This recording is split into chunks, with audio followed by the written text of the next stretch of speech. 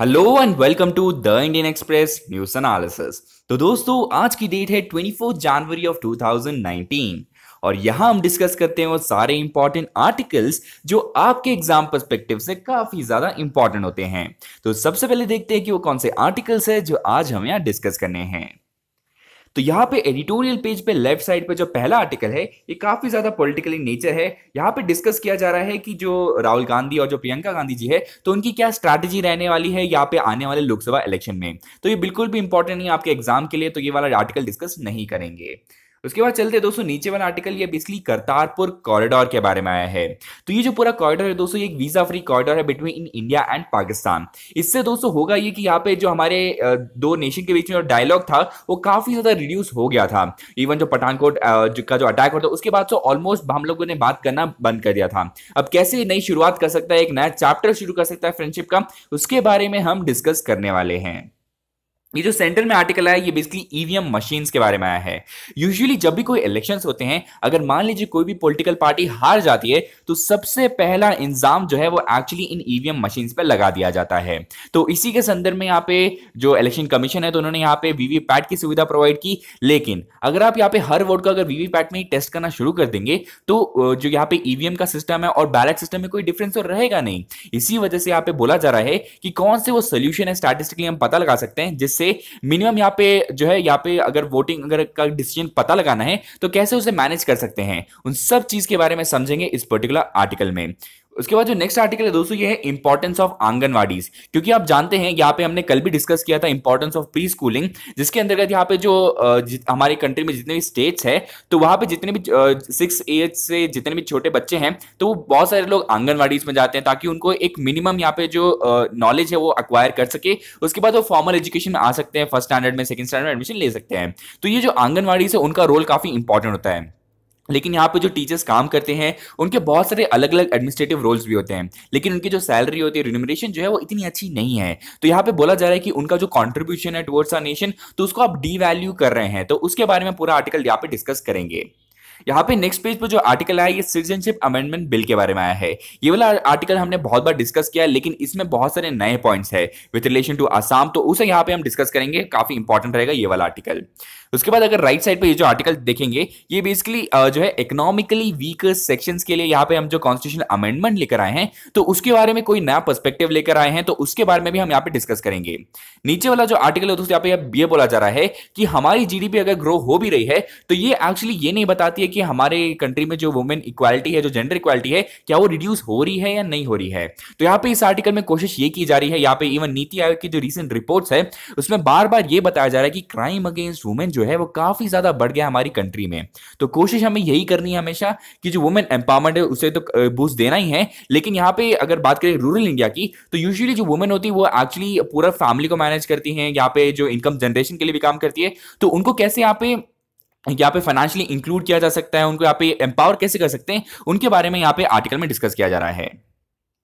अब सबसे पहले दोस्तों यहाँ पे हर कंट्री को हम यहाँ पे डिस्कस करते हैं अल्फाबेटिक ऑर्डर में। तो आज का कंट्री है अंगोला। तो अंगोला बेसिकली लोकेटेड है यहाँ पे अफ्रीकन कॉन्टिनेंट में। अब यहाँ अंगोला की कैपिटल जो है वो बेसिकली लौंडा, और उसी के साथ साथ आपको दो इंपॉर्टेंट चीजें पता होनी चाहिए अंगोला के बारे में। तो यहाँ पे दोस्तों ये एक ऑयल रिच कंट्री है, मतलब ये बहुत ज्यादा ऑयल प्रोड्यूस करता है और उसी को यहाँ पे बेचता है। अब प्रॉब्लम दोस्तों इसमें ये होता है कि इसमें काफी ज्यादा जो लैंड है ये एग्रीकल्चर के लिए यूज नहीं किया जाता है। अब प्रॉब्लम ये होती है कि यहाँ पे बहुत सारी चीजें जो है वो काफी ज्यादा महंगी होती है अंगोला के रीजन में।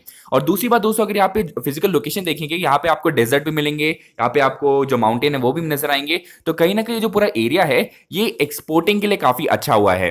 और यहाँ पे अगर आप यहाँ पे कोस्ट लाइन की बात करेंगे इसका ऐसा कोई आइलैंड नहीं है, मेजर आइलैंड। तो आपको इतनी चीजें आप अंगोला के बारे में पता होनी चाहिए। उसके बाद अगर बात करेंगे कि कौन सी कंट्रीज है जो अंगोला को टच करती हैं तो वो आप यहाँ पे देख सकते हैं। यहाँ पे 4 ऐसी कंट्रीज है जो बेसिकली अंगोला को यहाँ पे टच करती हैं। तो वो आप यहाँ पे अच्छे से देख सकते हैं, जिसकी एक मिनट, हाँ यहाँ पे आप देखिए कॉन्गो डीआरसी, उसके बाद जाम्बिया है, उसके बाद यहाँ पे नमीबिया है और यहाँ पे एक और छोटी सी कंट्री जिसका नाम है कबिंडा। तो ये बेसिकली 4 कंट्रीज है जो अंगोला को टच करती हैं। उसके बाद चलते दोस्तों यहाँ पे आपके लिए सवाल ये है कि बताइए कि जो रिसेंटली फ्लैमिंगो फेस्टिवल जो स्टार्ट हुआ था पुलिकट लेक में, तो बताइए कहाँ पे हेल्ड हुआ था ऑन 7 जनवरी। तो आपके पास बेसिकली यहाँ पे 4 ऑप्शन है, केरला, कर्नाटका, महाराष्ट्र और आंध्र प्रदेश। तो इसका आंसर दोस्तों बेसिकली आंध्र प्रदेश है। लेकिन आपको एक और चीज समझनी है, जो ये पुलिकट लेक है दोस्तों, ये काफी ज्यादा न्यूज में रहता है और इस पे बहुत सारे सवाल एक्चुअली यूपीएससी ने पूछे भी रखे हैं। तो आप जाइए यहाँ पे गूगल कीजिए कि ये लेक कहाँ पे लोकेटेड है और इसके आसपास जितने भी इंफॉर्मेशन से जरूर कलेक्ट कीजिए, क्योंकि ये काफी इंपॉर्टेंट लेक है। उसके साथ इमेज में आप देख सकते हैं ये जो बर्ड है इसे फ्लेमिंगो कहते हैं। अब चलते दोस्तों सबसे पहले आर्टिकल में। तो यहाँ पे सबसे पहले बात करें करतारपुर कॉरिडोर की। उसमें बेसिक सी बात ये है दोस्तों कि ये जो पूरा कॉरिडोर है ये वीजा फ्री रहने वाला है और ये कनेक्ट करेगा देरा बैंक बाबा नानक को यहाँ पे कनेक्ट करने वाला है या पाकिस्तान से। अब यहाँ पे इसके बीच में एक इंपॉर्टेंट रिवर है दोस्तों, इस रिवर का नाम है रवि रिवर। तो आपको ये कुछ ज्योग्राफिकल लोकेशन है जो आपको पता होनी चाहिए। उसके बाद चलते हैं यहाँ पे पूरा आर्टिकल में डिस्कस क्या किया जा रहा है। ये जो कॉरिडोर है दोस्तों, इसे माना गया था कि यहाँ पे पहली बार डिस्कशन शुरू होगा इंडिया और पाकिस्तान के बीच में। और कहीं ना कहीं अगर आप बात करें किसी भी अग्रीमेंट के बारे में, तो यूजुअली इतनी इजीली वो पास नहीं हो पाता है when it comes to India and Pak. लेकिन ऐसे बहुत सारे अलग रिलीजियस इंस्टीट्यूशन है जहां पे हम ऐसे कॉरिडोर की शुरुआत कर सकते हैं, लेकिन हमेशा यहाँ पे सिक्योरिटी रीजन रहते हैं। और उसी के साथ साथ दोस्तों ये जो पूरा पैसेज रहेगा इसको ऑपरेशनलाइज करने में बहुत सारी डिस्कशन करनी बाकी है, क्योंकि यहाँ पे बताया जा रहा है कि एक रिस्ट्रिक्शन भी लगाई जाएगी कितने लोग यहाँ पे एक टाइम पे एंटर कर सकते हैं। तो उन सब के बारे में नेगोशिएशन करना बाकी है। अगली बात करेंगे दोस्तों, यहाँ पे अर्लियर जितने भी लीडर्स हुआ करते थे तो जो भी बातचीत करते थे वो यूजुअली ये बात करते थे कि अगली बार कब डायलॉग करना है। लेकिन अभी जो डिस्कशन होगा करतारपुर कॉरिडोर के बाद, तो उसमें कोशिश ये होगी कि नए बायलैटरल ट्रेड्स की शुरुआत करनी है ताकि यहाँ पे इंडिया और पाकिस्तान दोनों का एक ही समान यहाँ पे फायदा होता रहे। उसके बाद दोस्तों एक और चीज यहाँ पे ये बोली जा रही है कि अगर आप यहाँ पे रिस्ट्रिक्शन लगा रहे हैं तो आप यहाँ पे और कौन से अपॉर्चुनिटीज की शुरुआत कर सकते हैं। लेकिन जब से करतारपुर कॉरिडोर न्यूज में है, आपको पता है कि जितने भी हमारे इंडियन पॉलिटिकल लीडर्स हैं उन्होंने काफी क्लियरली ये बोला है कि जब तक पाकिस्तान अपना टेररिज्म का जो एक्टिविटीज रिड्यूस नहीं करेगा, हम यहाँ पे दोस्ती का कोई भी कदम शुरुआत नहीं कर सकते हैं। उसके बाद दोस्तों बात करेंगे नेक्स्ट आर्टिकल में इंपॉर्टेंस ऑफ आंगनवाड़ी के बारे में। तो दोस्तों यहाँ पे आंगनवाड़ी वर्कर्स, टीचर्स, नर्स, तो ये काफी इंपॉर्टेंट रोल प्ले करते हैं हमारी लाइफ में। लेकिन उनकी जो सैलरीज होती है वो काफी ज्यादा कम होती है और उनका जो काम होता है काफी ऑनररी होता है। लेकिन उसके बावजूद हम उनका जो काम है उसे यहाँ पे ऑनर नहीं दिख करते हैं, कहीं ना कहीं उनका जो एफर्ट है उसे डी वैल्यू करते जा रहे हैं। उसी के संदर्भ में यह आर्टिकल ये बोल रहा है कि यूजुअली ये हमारे फ्रंट लाइन वर्कर्स है, लेकिन इनको बहुत सारी प्रॉब्लम फेस करनी पड़ती है। जैसे कि यहाँ पे अगर हॉस्पिटल्स की बात करेंगे तो यहाँ पे इंफ्रास्ट्रक्चर इतना अच्छा नहीं होता, गवर्नमेंट स्कूल्स की ये जो कंडीशन है वो अच्छी नहीं होती है, और जो ट्रेनिंग की बात करते हैं वो भी इतनी अच्छी ट्रेनिंग प्रोवाइड नहीं की जाती है। लेकिन उसके बावजूद ये अपना जो काम है इसे काफी अच्छे से करते हैं। अगर मान लीजिए इनको कोई भी प्रॉब्लम होती है तो इनके पास कोई ऑर्गेनाइजेशन नहीं है जहां पे जाके बोल सकते हैं कि ये प्रॉब्लम है।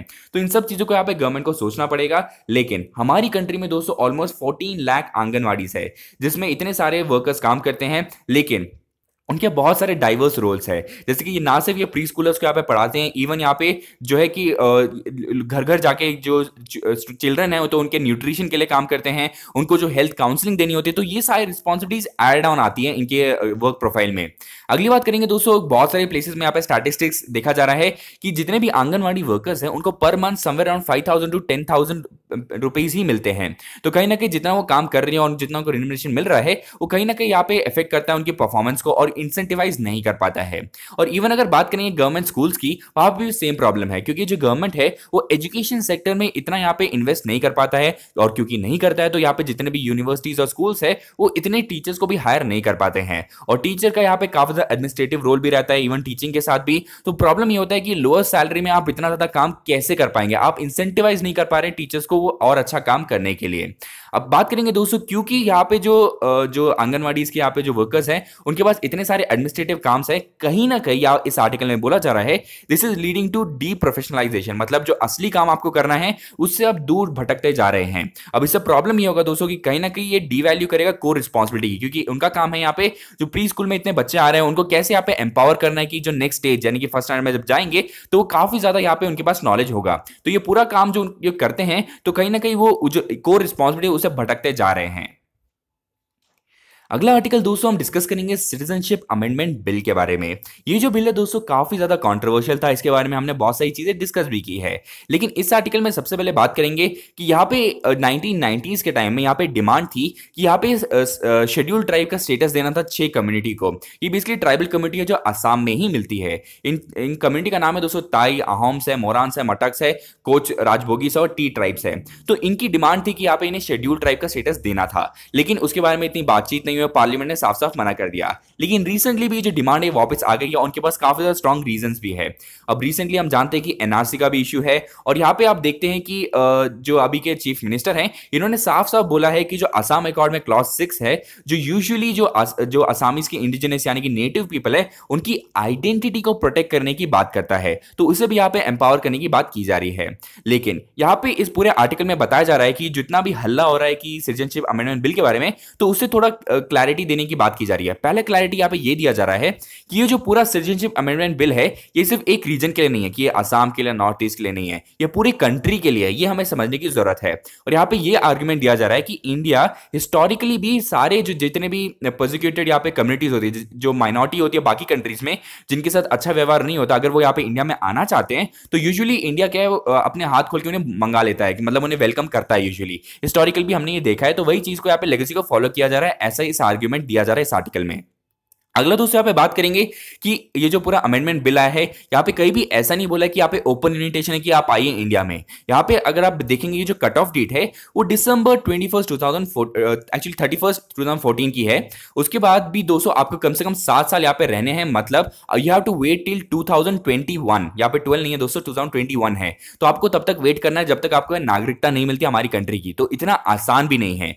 उसके बाद दोस्तों एक और चीज यहाँ पे ये बोली जा रही है कि अगर आप यहाँ पे अप्लीकेंट की तरह आते हैं तो आपको स्क्रूटिनाइज किया जाएगा, आपको देखा जाएगा कि आपके कोई बैकग्राउंड यहाँ पे खराब नहीं है, आप यहाँ पे टेररिस्ट एक्टिविटी नहीं करेंगे, और जो सिक्योरिटी कंसर्न है उसे यहाँ पे हमेशा प्राइम ऑब्जेक्टिव रखा जाएगा। तो कहीं ना कहीं यहाँ पे बोला ये जा रहा है कि जो पूरा अमेंडमेंट बिल यहाँ पे लेकर आया जा रहा है उसमें काफी अच्छे तरीके से प्रिकॉशंस भी रखे गए हैं फॉर सिक्योरिटी रीजंस।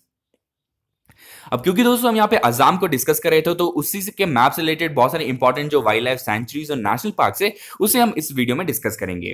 सबसे पहले दोस्तों यहाँ पे लेफ्ट साइड से देखिए, यहाँ पे आपको मानस वाइल्ड लाइफ सेंचुरी मिलेगा, तो काफी ज्यादा न्यूज में रहता है, तो इसके बारे में आपको पता होना चाहिए कौन से स्टेट में लोकेटेड है। उसके बाद यहाँ पे देखिए, यहाँ पे आपको औरांग नेशनल पार्क नजर आएगा। उसके बाद यहाँ पे देखेंगे तो लोखावा वाइल्ड लाइफ सेंचुरी। उसके बाद यहाँ पे काफी फेमस काजीरंगा नेशनल पार्क है। उसके बाद यहाँ पे देखेंगे, यहाँ पे आपको हुलागापार गिब्बा वाइल्ड लाइफ सेंचुरी मिलेगा। उसके बाद ऊपर जाएंगे तो यहाँ पे दीबू साइकोवा नेशनल पार्क मिलेगा।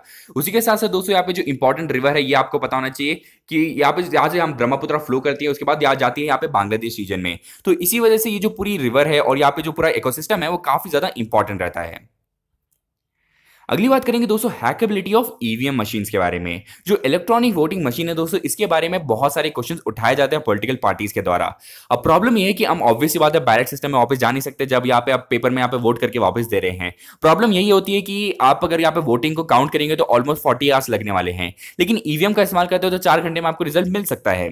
अब यहाँ पे यूजुअली जो इलेक्शन कमीशन ने ये रिकमेंड किया था कि हम टोटलाइजर का इस्तेमाल कर सकते हैं। टोटलाइजर दोस्तों एक ऐसी मशीन है जहां पे आप ईवीएम को एक जगह पे कनेक्ट कर लेते हैं, आपको टोटल मिल जाता है। तो ये जो इसकी रिकमेंडेशन दी गई लेकिन अभी तक इंप्लीमेंट नहीं किया गया टोटलाइजर मशीन को। उसके बाद इस आर्टिकल में ये बोला जा रहा है कि यहाँ पे एक इंपॉर्टेंस दी जा रही है voter verifiable paper audit trail को। ये इसकी जो शुरुआत हुई थी 2010 में यहाँ पे रिकमेंड किया गया था, और यहाँ पे जब इसकी शुरुआत की गई थी, जब इसे बना रहे थे वीवीपैट मशीन को, तो यहाँ पे एक सीक्रेट कमेटी की शुरुआत की गई थी जो इसे मॉनिटर कर रहा था जब इसका पूरा प्रोडक्शन किया जा रहा था। 2 लोकेशन थी जहां पे इसे प्रोड्यूस किया जा रहा था। उसके बाद दोस्तों यहाँ पे जो सीईसी है कि जो यहाँ पे तब के चीफ थे यहाँ पे ओपी रावत जी, तो उन्होंने ये बोला था कि इन्होंने बोला कि इंडियन स्टैटिस्टिकल इंस्टीट्यूट से पूछेंगे कि वो कौन सा तरीका है इन स्टैटिस्टिक्स जिससे ये नापा जा सकता है कि अगर मिनिमम हम इतने जगह पे अगर टेस्ट कर लेते हैं तो अश्योरेंस दिया जा सकता है पब्लिक को। और यहाँ पे आप इसे रिलेट कर सकते हैं डीआरएस सिस्टम, जो कि होता है decision review system in cricket. यहाँ पे आप जानते हैं कि अगर मान लीजिए कोई बंदा नॉट आउट है या आउट है, आप डीआरएस सिस्टम का इस्तेमाल कर सकते हैं, लेकिन आप अगर बात करेंगे वनडे में तो आप बेसिकली एक ही बार से यूज कर सकते हैं। उसी तरीके से आप बोला जा रहा है कि यहाँ पे इलेक्शन के टाइम में अगर आपको लगता है कभी भी कि इस पर्टिकुलर बूथ में अच्छे से वोटिंग नहीं की गई, ईवीएम मशीन खराब थी, यहाँ पे हैक किया गया है, तो आप बेसिकली वन टाइम यहाँ पे रिव्यू कर सकते हैं। लेकिन अगर आपको उस रिव्यू में पता चलता है कि यहाँ पे सब कुछ सही है तो आपका वो राइट चला जा सकता है। तो ऐसी भी एक रिकमेंडेशन की गई थी। अब बात करेंगे दोस्तों नेक्स्ट आर्टिकल ईडब्ल्यूएस कोटा के बारे में। तो ये इकोनॉमिकल वीकर सेक्शन के बारे में। अब ये जो पूरा कॉन्स्टिट्यूशनल अमेंडमेंट है ये आपको पता होना चाहिए, 124th कॉन्स्टिट्यूशनल अमेंडमेंट। इसके अंतर्गत दोस्तों यहाँ पे इवन जनरल कैटेगरी में अगर कोई इकोनॉमिकली वीकर सेक्शन में बिलोंग करता है तो उसको यहाँ पे रिजर्वेशन देने की बात की जा रही है। यहाँ पे जो 10% रिजर्वेशन है उसके लिए भी कुछ यहाँ पे एलिजिबिलिटी है, जैसे कि अगर आपकी सैलरी जो है फैमिली इनकम बेसिकली अगर 8 लाख से कम है और अगर आपके पास जो लैंड जो एक्वायर किया हुआ आपने अगर 5 एकड़ से कम है तो ऑब्वियसली आप इसको यहाँ पे एलिजिबिलिटी को मेट कर पाते हैं। अगली बात दोस्तों यहाँ पे बात करेंगे कि जो फर्स्ट बैकवर्ड क्लास कमीशन बनाई गई थी जिसका नाम है काका कलेकर, जो 1955 में शुरुआत की थी, उनकी रिपोर्ट में भी देखा गया था कि कौन कौन से रीजन ऐसे हमारी कंट्री में जहां पे हम यहाँ पे बैकवर्ड क्लास को देखते हैं। उसके बाद अगर मंडल कमीशन की बात करेंगे, उन्होंने ये बोला था कि जितने भी बैकवर्ड क्लास है वो बेसिकली बैकवर्ड कास्ट ही है। उसमें भी उन्होंने उसके बाद इंदिरा साहनी का केस आया था जिसमें क्लियरली ये बोला था कि अगर आप यहाँ पे रिजर्वेशन दे रहे हैं, आरक्षण दे भी रहे हैं, तो आपको यहाँ पे 50% की सीलिंग को क्रॉस करनी नहीं है। लेकिन उस जजमेंट में यहाँ पे ये क्लॉज भी लिखा गया था कि अंडर अनएक्सेप्शनल अगर कंडीशन आ जाती है तो आप जरूर दे सकते हैं 50% से भी ज्यादा सीलिंग। तो उसी को हार्नेस किया जा रहा है इस पर्टिकुलर अमेंडमेंट में। लेकिन अभी भी आपको ये समझना है कि ये जो कॉन्स्टिट्यूशन वैलिडिटी है इसको यहाँ पे सुप्रीम कोर्ट टेस्ट कर सकता है against the Indira Sahni case.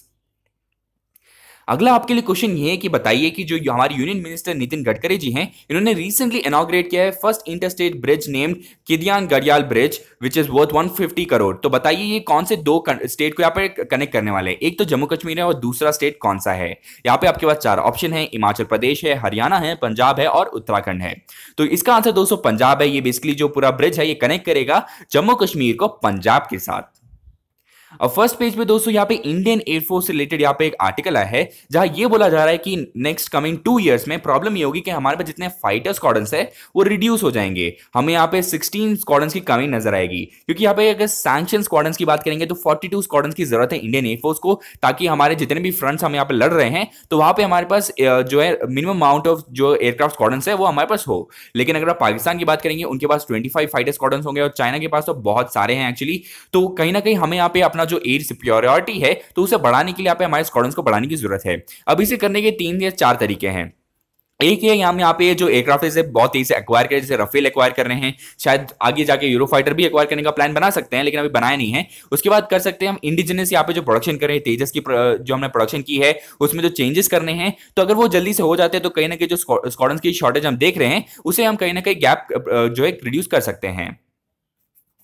अगला आर्टिकल दोस्तों यहाँ पे एक्सप्लेन पेज से फिर से ईवीएम के बारे में आया है। और यूजुअली आपको पता होगा कि जब ये ईवीएम का जो पूरा न्यूज था काफी ज्यादा था, तब यहाँ पे जो चैलेंज दिया गया था बहुत सारे यहाँ पे स्टार्टअप और जो हैकाथॉन हुआ था जहाँ पे ये बोला था कि आप हैक करके दिखाइए इस ईवीएम मशीन को। और बहुत सारे लोग यहाँ पे आए थे जिन्होंने बोला था कि हम कर सकते हैं, लेकिन वो नहीं कर पाए थे। इसी वजह से पूरा आर्टिकल आया। लेकिन आपको समझना ये है कि अगर आपको ईवीएम मशीन यहाँ पे अगर हैक करनी है तो 2 तरीके होते हैं, या तो आप यहाँ पे वायरलेस कीजिए या फिर वायर के साथ कनेक्ट करके कीजिए। तो काफी ज्यादा डिफिकल्ट काम है, क्योंकि आप अगर बात करेंगे ईवीएम मशीन काफी सिंपल सी मशीन है, इसको हैक करने के लिए काफी ज्यादा आपको कोशिश करनी पड़ेगी। इवन तो माइक्रो प्रोसेसर की बात करेंगे तो इसी वजह से पूरा आर्टिकल आया हुआ है एक्सप्लेन पेज पे। और एक्सप्लेन पेज पे दोस्तों एक और इंपॉर्टेंट डेटा पॉइंट आया है, यहाँ पे ये बोला जा रहा है कि जितनी पॉलिटिकल पार्टीज है हमारी कंट्रीज में उनकी फंडिंग की बात करेंगे तो ऑलमोस्ट 50% से भी ज्यादा जो है वो अननोन सोर्सेज से आते हैं। जैसे कि आप यहाँ पे देखेंगे लेफ्ट साइड में ये जो पूरा आया है अननोन सोर्सेज से आया है जितना भी फंडिंग आ रहा है। तो बेसिकली अगर बात करेंगे पॉलिटिकल पार्टीज आपको फ्री बीज देते हैं, जैसे कि फ्री में टीवी देंगे, साड़ी देंगे, धोती देंगे, तो आपको उनसे ये सवाल पूछना है कि उनके पास इतना पैसा आ कहां से रहा है। इसी वजह से दोस्तों यहाँ पे आप बात करेंगे इलेक्टोरल बॉन्ड्स की, उसको यहाँ पे इंप्लीमेंट किया गया था लेकिन उसमें भी बहुत सारे फैलेसीज है। इसी वजह से इलेक्टोरल बॉन्ड ट्रांसपेरेंसी नहीं लेकर आता है when it comes to political donation and funding के बारे में। और अगर आपको इलेक्टोरल बॉन्ड के बारे में और जानना है तो उसके बारे में एक डेडिकेटेड वीडियो ऑलरेडी बना हुआ है जिसका डिस्क्रिप्शन में आपको आई बटन में दे दूंगा। अगला आर्टिकल दोस्तों बेसिकली WHO 2019 जो है इन्होंने अपनी थ्रेट लिस्ट बनाई है, मतलब जो आने वाला जो यहाँ पे वर्ल्ड है उसको कौन कौन सी चीजों से थ्रेट हो सकता है। जैसे कि पहला जो है वो एयर पोल्यूशन। एयर पोल्यूशन में दोस्तों बहुत सारे यहाँ पे पोल्यूटेंट्स होते हैं, उसी में सबसे इंपॉर्टेंट होता है CO2। अब CO2 का जो यहाँ पे राइज हो रहा है उससे क्या होता है हमारी पूरी जो धरती है उसका टेम्परेचर भी बढ़ता जा रहा है, उससे प्रॉब्लम होती है क्लाइमेट चेंज की। तो ये सबसे बड़ा थ्रेट माना जा रहा है WHO के द्वारा। अगला है दोस्तों नॉन कम्युनिकेबल डिसीज है। जैसे कि आप बात करते हैं यहाँ पे हार्ट डिसीज होते हैं, कैंसर होते हैं, तो ये नॉन कम्युनिकेबल प्रिवेंटेबल डिसीज होते हैं, तो ये काफी ज्यादा बढ़ रहे हैं क्योंकि हमारी जो लाइफस्टाइल है वो इतनी अच्छी नहीं है कि हम लोग यहाँ पे फिटनेस पे इतना कॉन्सेंट्रेट कर पाए। और अगली बात करें दोस्तों यहाँ पे ग्लोबल इन्फ्लुएंजा पेंडेमिक के बारे में, क्योंकि आप जानते हैं रिसेंटली अगर आप न्यूज़पेपर देख रहे हैं तो ऐसे बहुत सारी बीमारी जैसे जीका वायरस हो सकती है, तो कहीं ना कहीं इवन नीफा वायरस था हमारी कंट्री में, तो कहीं ना कहीं ये जितने भी वायरसेस है ये फैल रही हैं। अब इनको कैसे रिड्यूस करना है, नए नए जो ड्रग्स ऐसी कैसे शुरुआत कर सकते हैं, ये हमेशा से चैलेंज रहेगा हमारे लिए। अगली बात करें दोस्तों यहाँ पे फ्रेगाइल वल्नरेबल सेटिंग्स के बारे में, क्योंकि हमारी जो पूरी एनवायरमेंट इस वक्त चल रही है काफी ज्यादा वल्नरेबल है। अब क्लाइमेट चेंज की बात कीजिए, इवन जो यहाँ पे डिसीज है उनके बारे में बात करेंगे, तो बहुत सारी हमारी जो सोसाइटी है वो काफी ज्यादा वल्नरेबल है ऐसी इफेक्ट्स के लिए। अगली बात करें दोस्तों यहाँ पे एंटी माइक्रोबियल रेसिस्टेंस, क्योंकि जितने भी यहाँ पे माइक्रोब्स है अगर यहाँ पे हम लोग बार बार इन पे मान लीजिए पेस्टिसाइड का इस्तेमाल करते हैं, फर्टिलाइजर का इस्तेमाल करते हैं, तो कहीं ना कहीं माइक्रोब्स जो है ये उसके लिए रेजिस्टेंट हो जाते हैं। अब जब भी जो माइक्रोब्स है रेजिस्टेंट हो जाते हैं तो आपको यहाँ पे टेक्नोलॉजिकल एनहांसमेंट करनी होती है ताकि आपका जो ड्रग है वो और ज्यादा इफेक्टिव हो सके। उसी के साथ साथ अगर बात करेंगे वैक्सीन की, यहाँ पे कितनी आसानी से आप लगा सकते हैं, कौन से वैक्सीन है जो इंपॉर्टेंट है और बिना साइड इफेक्ट के साथ इफेक्ट कर सकते हैं, उन सब के बारे में डिस्कस किया जा रहा है। उसी के साथ साथ जो डिसीज से रिलेटेड यहाँ पे इबोला के बारे में, HIV और डेंगू को यहाँ पे प्रेफरेंस दिया जा रहा है कि कैसे इसे रिड्यूस कर सकते हैं हमारे आने वाले सालों में।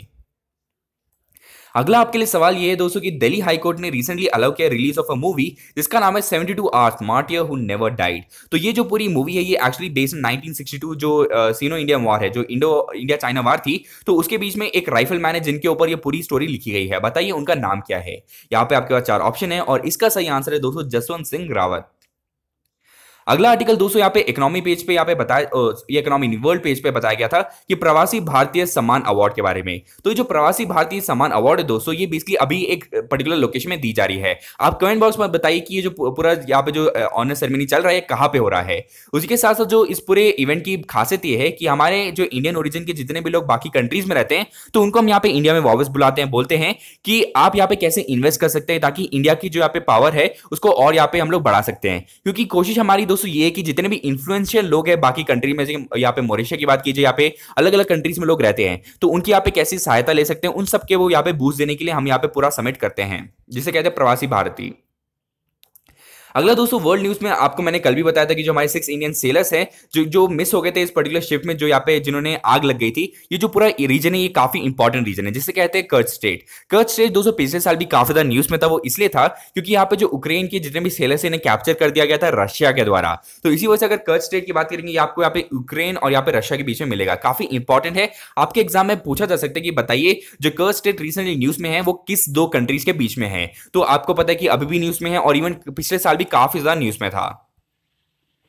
अगला दोस्तों यहाँ पे जो पूरा प्रोटेस्ट शुरू हो रहा है यहाँ पे मदुरो के खिलाफ। मदुरो बेसिकली यहाँ पे जो है जो प्रेसिडेंट है यहाँ पे वेनेजुला के, तो वेनेजुला में प्रॉब्लम ये है दोस्तों कि वहां पे उनका पूरा जो यहाँ पे प्रोडक्शन की बात करेंगे तो ऑयल प्रोडक्शन काफी ज्यादा होता है, उनकी पूरी इकोनॉमी ही ऑयल पे डिपेंड करती है। लेकिन यहाँ पे प्रॉब्लम ये हुआ था कि जितने भी लोग थे ये ऑयल इंडस्ट्री में काम करते थे, लेकिन धीरे धीरे इनकी जो इकोनॉमी है वो डिट्रॉइट होती गई। अब प्रॉब्लम ये काफी ज्यादा जॉब लॉसेस शुरू हो गए, इसी वजह से काफी ज्यादा प्रोटेस्ट शुरू हो गए वेनेजुला के रीजन में। अब आपको वेनेजुला काफी अच्छे से उनकी लोकेशन पता होनी चाहिए, जिसकी अगर यहाँ पे मैप पे देखेंगे इसकी जो कैपिटल बेसिकली कैराकास है, उसी के साथ साथ देखिए कि कौन से एडजेसेंट कंट्रीज है, जैसे कि यहाँ पे लेफ्ट साइड पे कोलंबिया आपको दिखेगा, ब्राजील दिखेगा और गुयाना दिखेगा। और वेनेजुला की बात करेंगे तो बेसिकली आपको साउथ अमेरिकन कंट्री है। उसके बाद दोस्तों अगर यहाँ पे इकोनॉमी पेज पे जाएंगे तो यहाँ पे काफी इंपॉर्टेंट न्यूज ये है कि यहाँ पे बात कर रहे हैं जीएसटी एक्ट के बारे में। तो ये क्या है बेसिकली, अगर मान लीजिए आपको जीएसटी से रिलेटेड कोई भी इश्यू है, मान लीजिए सेंटर और स्टेट के बीच में, तो ये जो ट्रिब्यूनल है ये काफी अच्छे से काम करने वाला है। इसे कहते हैं goods and service tax appellate tribunal, जिसके अंतर्गत अगर कोई भी प्रॉब्लम आती है जीएसटी के इंप्लीमेंटेशन में, यहाँ पे कोई भी क्वेश्चन है तो आप बेसिकली इस ट्रिब्यूनल के पास जा सकते हैं। तो ये इसकी शुरुआत की गई है हमारी कंट्री में। अब बात करेंगे दोस्तों नेक्स्ट क्वेश्चन की। यहाँ पे पूछा जा रहा है कि बताइए who has been named as International Cricket Council emerging player of the year for 2018। तो यहाँ पे आपका 4 ऑप्शन है, पृथ्वी शॉ है, ऋषभ पंत है, कुलदीप यादव है और जसप्रीत बुमराह है। तो इसका आंसर दोस्तों है ऋषभ पंत। तो दोस्तों आज के लिए इतना ही है, आशा करता हूं आपको वीडियो पसंद आया तो इस वीडियो को लाइक कीजिए, शेयर कीजिए अपने दोस्तों के बीच और सब्सक्राइब करना ना भूलिएगा। Thank you and have a nice day. जय हिंद।